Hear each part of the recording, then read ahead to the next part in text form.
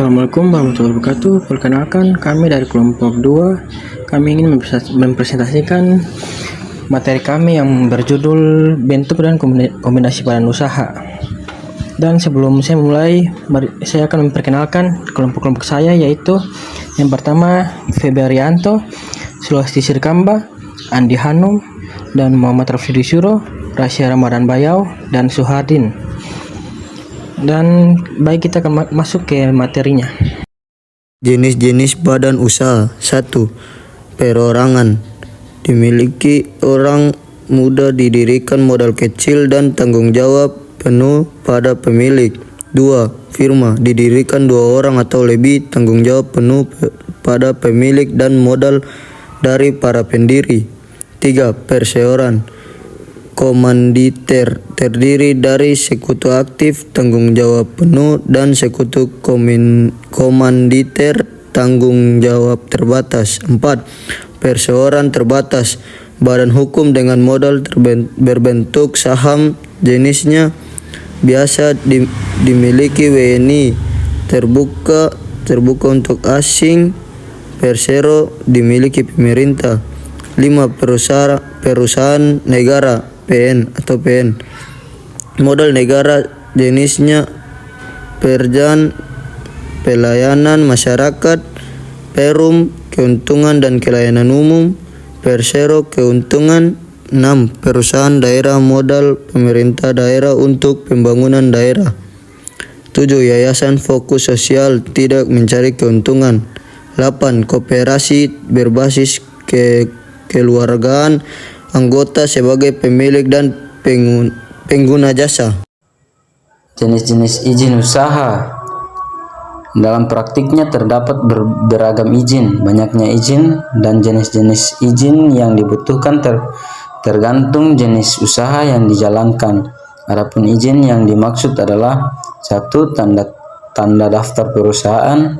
2. Nomor pokok wajib pajak. 3. Izin-izin usaha. 4. Sertifikat tanah atau surat-surat berharga yang dimiliki.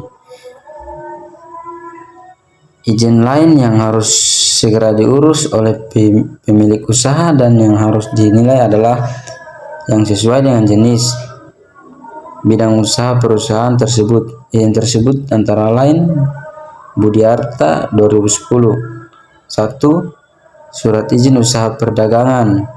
2. Surat izin usaha industri. 3. Izin usaha tambang. 4. Izin usaha perhotelan dan perwisata. 5. Usaha farmasi dan rumah sakit. 6. Izin domisili di mana perusahaan atau lokasi proyek berada. 7. Izin mendirikan bangunan. 8. Izin tenaga kerja asing jika perusahaan menggunakan tenaga kerja asing. Di samping kebebasan dokumen di atas, hal yang dapat kalah penting adalah penelitian dokumen lain seperti: 1. Bukti diri KTP atau SIM. 2. Sertifikat tanah. 3. Bukti kepemilikan kendaraan bermotor. 4. Surat atau sertifikat lain. Dokumen yang diteliti. Jumlah dokumen yang akan diteliti bergantung pada jenis usahanya. Yang terpenting adalah urutan prioritas. Urutan prioritas menunjukkan bahwa dokumen tersebut sangat penting bagi usaha yang akan diajukan. Beberapa dokumen itu dapat berupa bentuk badan usaha, bukti diri, tanda daftar perusahaan atau TDP, nomor pokok wajib pajak, dan izin-izin perusahaan. Selanjutnya ada joint venture. Joint venture merupakan kerjasama antar beberapa perusahaan yang berasal dari beberapa negara menjadi satu perusahaan untuk mencapai konsentrasi kekuatan ekonomi yang lebih padat. Secara umum dapat dikatakan bahwa semua bentuk kerjasama antar perusahaan dapat ditampung ke dalam bentuk joint venture tanpa memandang besar kecilnya modal, kekuatan ekonomi, ataupun lokasi masing-masing partner. Selanjutnya, kartel. Kartel disebut juga syndicate. yaitu suatu kesepakatan tertulis antara beberapa perusahaan, produsen, dan lain-lain yang sejenis untuk mengatur dan mengendalikan berbagai hal, seperti harga, wilayah pemasaran, dan sebagainya, dengan tujuan untuk menekan persaingan dan meraih keuntungan. Berdasarkan atas isi dan sifat perjanjian yang dibuat, kartel dapat dibedakan menjadi beberapa, yaitu kartel daerah, kartel produksi, kartel kondisi, kartel harga, dan kartel pembagian laba. Selanjutnya, trust. Trust adalah suatu bentuk pemusatan badan-badan usaha yang harta miliknya disatukan. Apabila kartel merupakan perjanjian kerjasama terbatas dan sementara dari badan-badan usaha sejenis, trust lebih dari itu. Trust merupakan penggabungan badan-badan usaha yang tidak bersifat sementara, melainkan merupakan fusi yang bersifat tetap. Tujuan murni dari trust yang pertama, untuk memperoleh cara produksi yang ekonomis. Yang kedua, memperluas penjualan. Cara produksi yang ekonomis dapat dicapai dengan cara mengganti mesin-mesin yang sudah tua, mengadakan standarisasi mutu dan macam barang tertentu, dan mengadakan normalisasi gerakan dan waktu dalam cara kerja tenaga kerja. Holding company merupakan perusahaan yang berdiri sendiri yang atas namanya sendiri, mengeluarkan saham badan usaha lain beserta dividennya. Holding company biasanya dilakukan oleh sebuah perusahaan yang kondisi keuangannya kuat sehingga dapat membeli saham perusahaan lain. Secara umum, proses pembuatan holding company dapat dilakukan dengan 3 prosedur, yaitu 1. Prosedur residu, 2. Prosedur penuh, 3. Prosedur terprogram. Merger adalah penggabungan beberapa badan usaha.